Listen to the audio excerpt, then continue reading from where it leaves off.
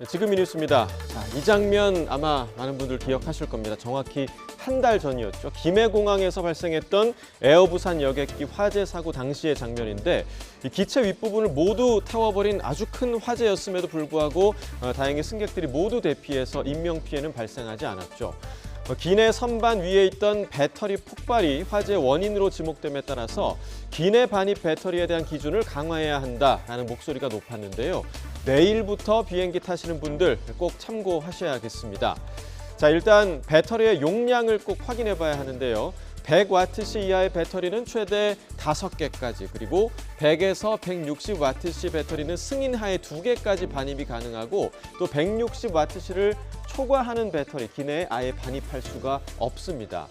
또 배터리 단자가 다른 금속과 접촉해서 불꽃이 발생할 수 있는 단락 현상을 방지하기 위한 조치도 시행되는 건데요.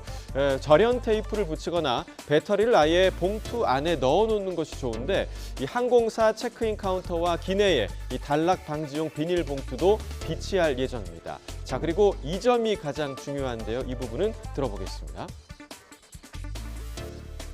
연기 발생, 과열 또는 부풀어 오름 등 이상 징후 발생 시 즉각 대응할 수 있도록 승객이 몸에 소지하거나 항공기 좌석 주머니에 보관해야 합니다.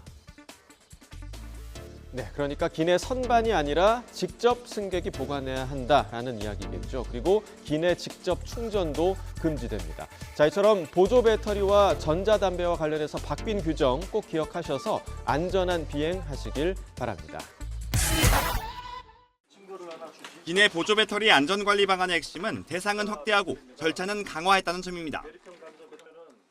먼저 보조 배터리와 전자담배 모두 기내에 가지고 타야 하고 머리 위 선반 대신 좌석 주머니 등 눈에 보이는 곳에 보관해야 합니다. 연기 발생, 과열 또는 부풀어 오름 등 이상 징후 발생 시 즉각 대응할 수 있도록 승객이 몸에 소지하거나 항공기 좌석 주머니에 보관해야 합니다. 탑승 전 사전 준비도 필요합니다. 보조 배터리 충전 단자에 금속성 물질이 닿았을 때 스파크가 발생할 수 있습니다. 이를 막기 위해 앞으로는 단자에 덮개를 씌우거나 단자 부분을 절연 테이프로 막아야 합니다. 여의치 않을 때는 비닐봉지에 별도 보관할 수도 있습니다. 기내 반입 가능한 배터리 충전 용량과 개수도 제한됩니다. 160와트시 이하의 보조 배터리에 한해 항공사 승인을 거쳐 기내에 가지고 탈 수 있습니다. 일반 보조 배터리의 경우 대부분 100와트시 이하에 해당합니다. 혹시 모를 화재를 막기 위해 기내에서 보조 배터리를 직접 충전할 수 없지만 휴대전화와 노트북 등 자체적으로 합선 방지 장치가 내장된 경우에만 충전이 가능합니다. 다음 달부터 시행되는 이번 안전관리 방안은 우리 국적 항공사에 국한됩니다.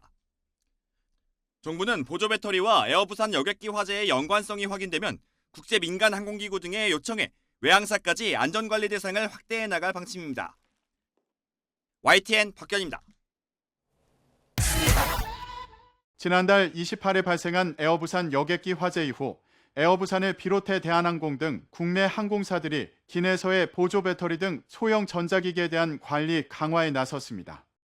우선 대한항공은 보조 배터리 등을 좌석 주머니에 보관하도록 승객 안내를 강화할 계획으로 보조 배터리를 넣을 수 있는 투명한 지퍼백을 기내에 비치하는 방안도 검토 중입니다.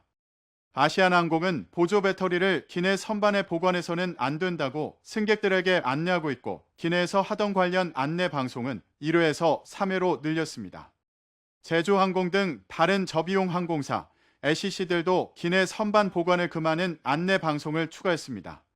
키웨이 항공과 이스타 항공은 여기에 더해 보조 배터리를 지퍼백에 개별 포장해 보관하거나 배터리 단자 및 USB 포트에 절연 테이프를 붙여 합선을 방지하도록 안내했습니다.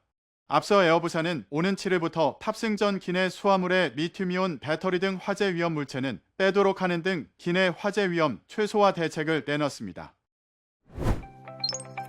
YTN 뉴스를 더 많이 보고 싶으시다면 여기 구독 버튼을 눌러주세요. 추천 영상도 누르면 바로 재생됩니다. 또 뉴스 속보 알림을 받고 싶으시면 휴대폰에서 YTN 앱을 다운로드해보세요. 늘 저희 YTN 뉴스를 시청해주셔서 감사합니다.